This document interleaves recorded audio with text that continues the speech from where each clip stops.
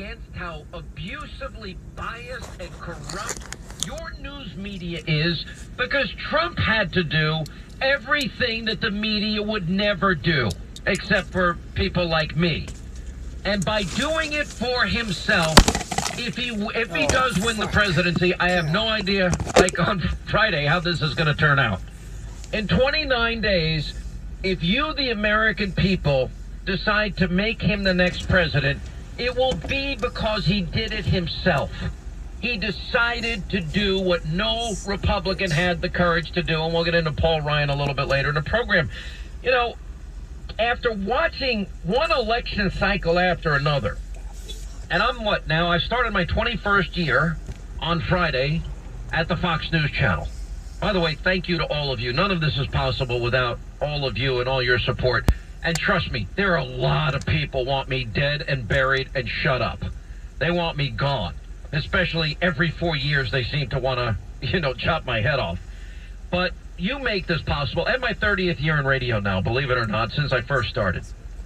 But after watching one election cycle after another, where the Republican takes it on the chin, they're too afraid, they're too weak, they're too timid to use ammunition at their disposal. I mean, the fact that John McCain wouldn't mention Reverend Wright as if, oh, that's unfair, or that Bill Ayers and Bernadine Dorn is unfair. Finally, we have a Republican, by the way, and this better be the new Republican Party, because these other guys like Ryan, they're done. They don't know it yet, but their days are over. Because weakness, timidity, backroom deals with the Democrats, adding to the deficit, not fighting on the things you believe in, not standing on principle, not controlling the borders, not using the power of the purse, allowing unconstitutional things to happen, punting to the courts. That's all going to come to an end. It really is. These guys are just so bad. Anyway, so Donald Trump proved last night that he is willing to fight for what he believes in.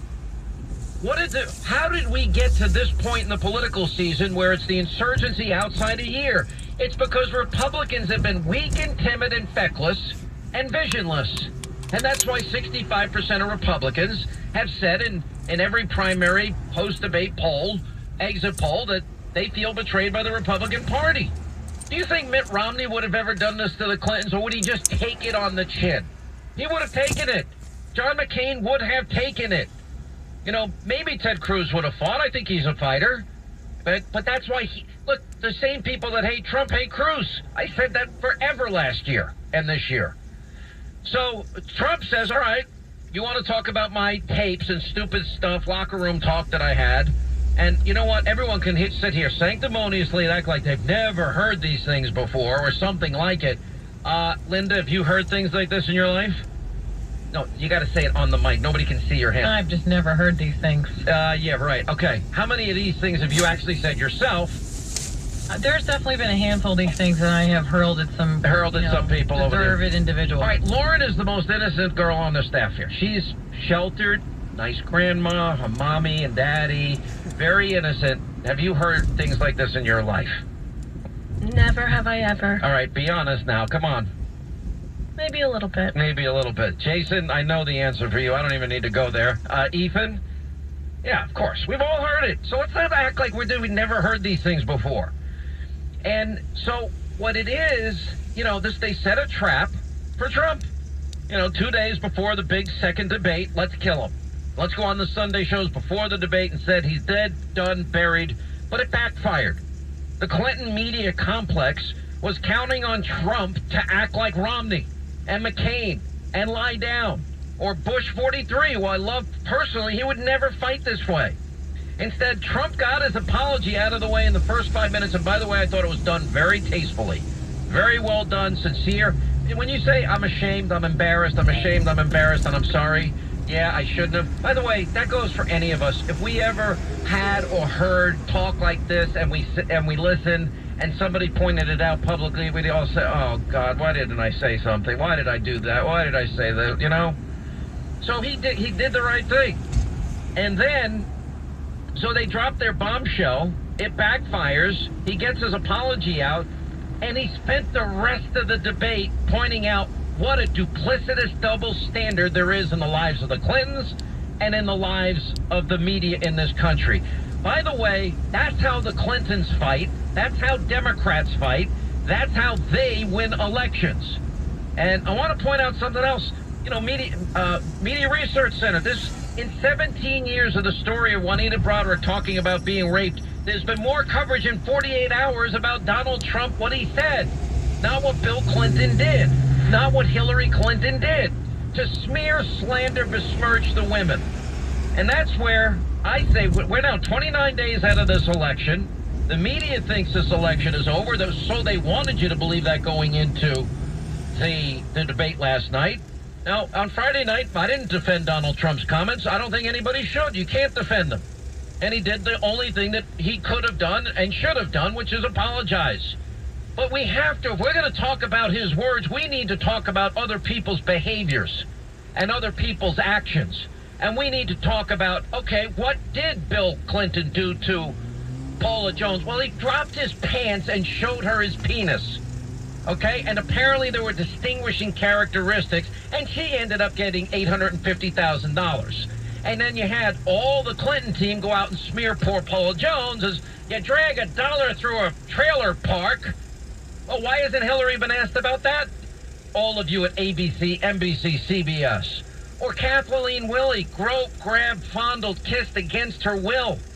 These are not consensual relationships, although he got caught lying about Jennifer Flowers. You know, in the Starr report, Bill Clinton admitted finally that he had sex with Jennifer Flowers, and Bill and Hillary had gone on 60 Minutes, held hands, and lied to the American people to get elected in 1992. Not a small fact. They are flagrant liars, and that got called out last night. You know, are we going to talk about Juanita Broaddrick, who I interviewed, that accused of rape? You know, Monica Lewinsky, who called her a narcissistic Looney Tune? Well, that was Hillary. Who said she wanted to crucify Jennifer Flowers? Well, that was Hillary. You know, what about if we're worried about words of Trump, what about the blue dress, the intern, oral sex in the Oval Office, and don't forget the cigars and the semen, and all the things that our kids had to hear about that?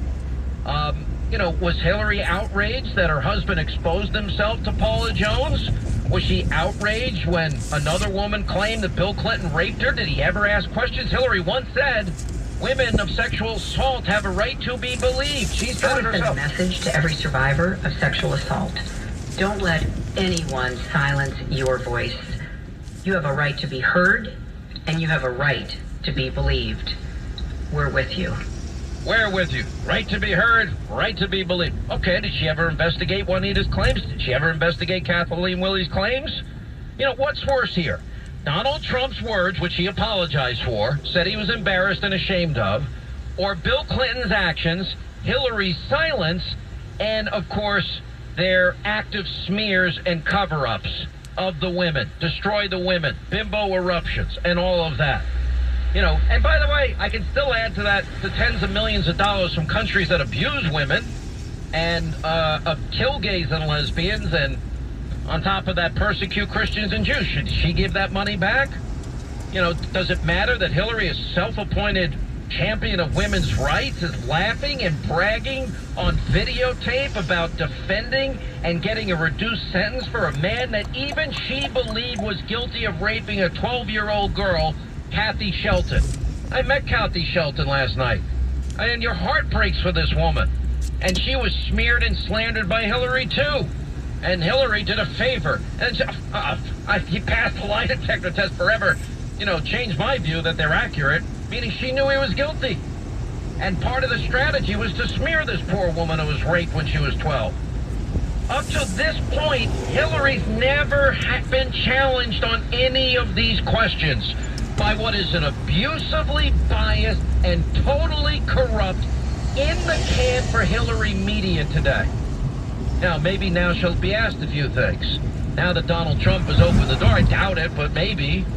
You know, and if the Trump tape so outraged Hillary and others, then she must likewise be intellectually honest, morally consistent, and condemn her husband's behavior and their many friends and herself in the slander and smears against all the women who actually were abused physically by Bill Clinton. And it does matter. It matters a lot. Now, I wouldn't be surprised they're sitting on more tapes of Donald Trump, and we're going to get one more. All right, we got it. Donald Trump. By the way, he said all these things when he was a Democrat, just to point that out. So far, the things that they've revealed, he said when he was a Democrat. So a lot of Republicans pointed out in the primary. You know, I wonder how the media would react if, you know, any of the things that Hillary did would be, you know, done by Donald Trump. The race would be over. I mean, every media outlet is so biased and corrupt. Their analysis of last night's debate was so corrupt and so biased and so abusive to you, the American people. I hope you wake up. I hope people will wake up. I don't know what's going to happen in 29 days. But if you let this corrupt family get in the White House, we're going to regret it. Hey, you know, guess who I saw last night? I saw Mike Lindell, the inventor of My Pillow. I said,